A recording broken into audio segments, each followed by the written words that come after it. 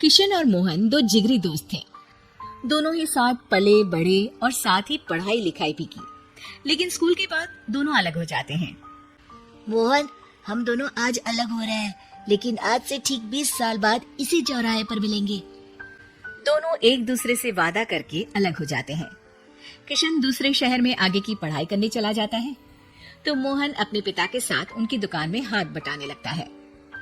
पिताजी, मैं भी किशन की तरह दूसरे शहर में पढ़ने जाना चाहता हूँ। उसके पिता एक शराबी इंसान थे। अरे बेटा, तू क्या करेगा शहर जाकर? अरे पढ़ाई करने के बाद किसी की ऑफिस में नौकरी है ना। अरे वो तुझसे ढेर सारा काम करवाएगा और बदले में 4 अठन्नी पकड़ा देगा। तू तो राजा है राजा, अपनी दुकान में बैठ बच्चा। पर पिताजी, ये गल्ला तोलना मुझे अच्छा नहीं लगता। अरे इसी गल्ले को तोल तोल कर तो मैंने तुझे पढ़ाया लिखाया, इस लायक बनाया, और आज तुझे ये गल्ला तोलना अच्छा नहीं लगता। ये बोलकर वो मोहन को एक जोर का थप्पड़ लगा देते हैं। मोहन को थप्पड़ से गुस्सा आ जाता है और वो घर छोड़कर चला जाता है। 1-2 दिन भूखा रहने के बाद मोहन को पिता की बात याद आती है।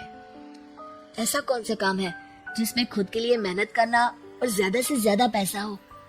वो सोच में पड़ जाता है कि तभी उसे घोड़ों की आवाज आती है। वो एक पेड़ के पीछे छुप जाता है और जहाँ देखता है कि डाकू कैसे एक चादर फैलाते हैं और उसमें ढेर सारे सोने के गहने डाल देते हैं। डाकुओं का सरदार बोलता है, चलो एक दिन मेहनत की, अब बाकी के महीने राजा बनकर गुजारेंगे। सारे जोर जोर से हंसकर वहां से निकल जाते हैं। अरे वाह, ये तो सच में बड़ा ही अच्छा बिजनेस है। फिर क्या था, मोहन ने छोटी मोटी चोरी का काम शुरू कर दिया। कभी किसी की चेन खींच लेता तो कभी किसी की पॉकेट मार लेता। उसे इस काम में मजा आने लगा। वाह, ये तो अच्छा काम है।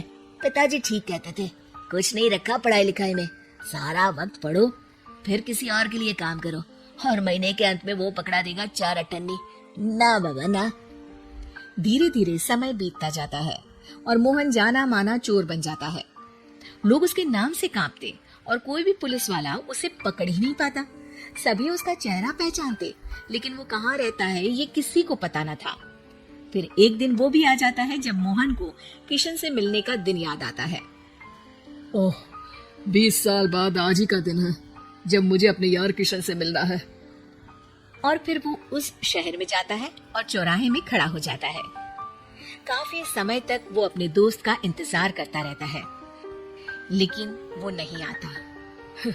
मैं भी पागल हूँ, किसे 20 साल पहले की बात याद होगी। कुछ देर इंतजार करने के बाद वो वहाँ से जाने लगता है कि तभी सामने 2 पुलिस वाले आ जाते हैं और उसे गिरफ्तार कर लेते हैं। मोहन को आश्चर्य होता है कि उन लोगों को मोहन का पता कैसे चला।